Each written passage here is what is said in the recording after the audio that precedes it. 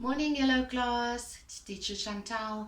I'm visiting you again. I hope that you are all well. I hope you rested well, and I hope you are good for mommy and daddy. Today we are going to make a bunny mask. Because it's Easter and Easter is all about bunnies and eggs, we are going to make this bunny mask. So what you will need for this bunny mask is pink paint. If you don't have pink paint, no problem. You can just use a pink coloring pencil or crayon or anything like that. Then you are going to need glue and some cotton wool. And you will have to ask mommy to draw you a bunny mask on a white paper. So what you will do is you will paint your bunny pink all over like teacher did, yeah?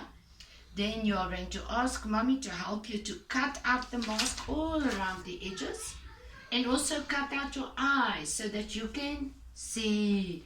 Then you are going to put some glue on the bunny ears, and you're going to take your cotton wool and you're going to paste it onto your bunny ears. And then you are ready to wear your mask. The mask is out of paper, so if mommy wants to make it stronger, you can use old cereal boxes, something to paste it on so that it will be a little bit stiffer.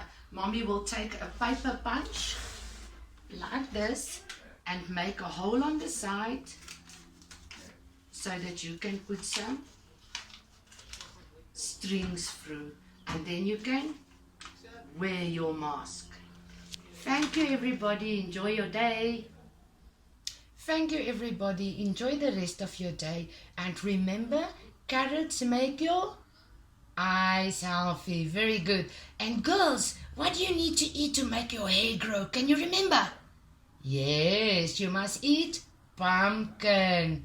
Remember now to practice your name every day, to sound your words. When we get back to school, we are going to start reading in our new reading books.